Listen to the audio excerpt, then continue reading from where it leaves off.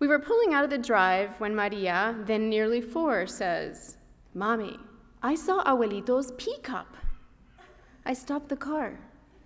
His what? His peacup.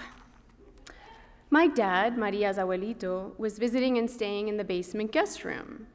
I wondered just what my little girl could have walked in on. "Maria, abuelito's what?" And that's when she pointed to his pickup truck.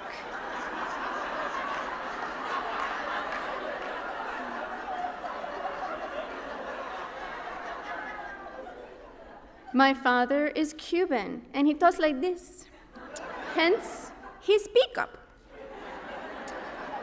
And Maria repeated it exactly as he says it.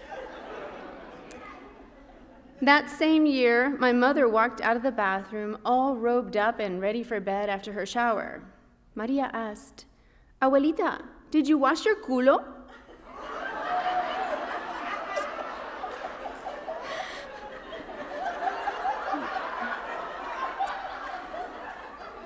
No one got angry at the small child for asking her grandmother if she had just washed her ass.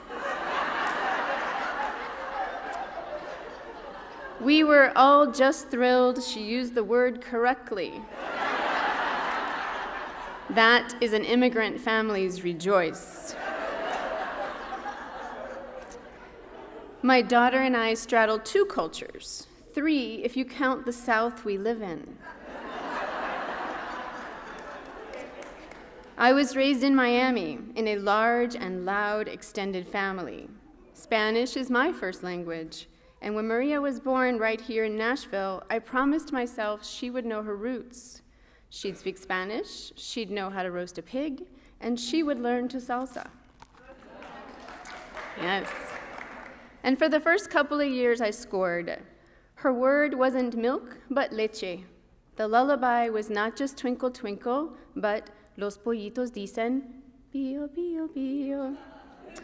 But as she grew, I spoke less Spanish to her, partly out of sheer laziness and partly because I actually forgot basic words. As I heard the increasing amounts of English come out of my mouth, I worried and lamented. I was failing my people and my dead grandmother, the primary enforcer of my own bilingualism. So there have been campaigns to resuscitate the effort.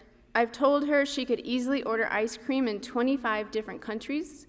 I've told her that her brain is so much smarter if she's bilingual because, look at Mommy.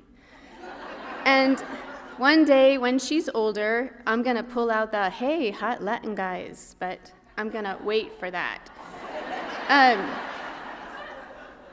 But really, sometimes when I'm sitting still with the topic of Maria's bilingualism, one that gets visited often when my parents are around and note that she is not answering them mucho en español, I wonder why the desire to make Maria a Spanish speaker has been so strong.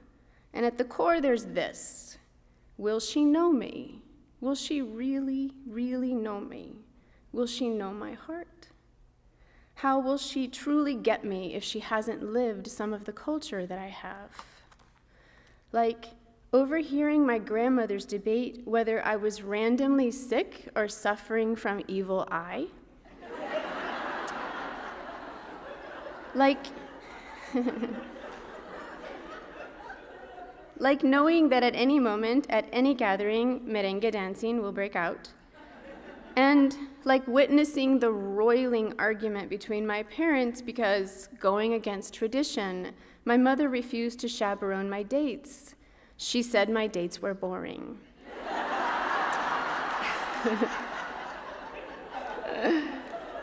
My girl has no clue of any of that. My daughter, though a granddaughter of Cuban immigrants and a kind of, sort of Spanish speaker, is a mandolin-playing, creek-loving, apple pie-baking little Southern girl.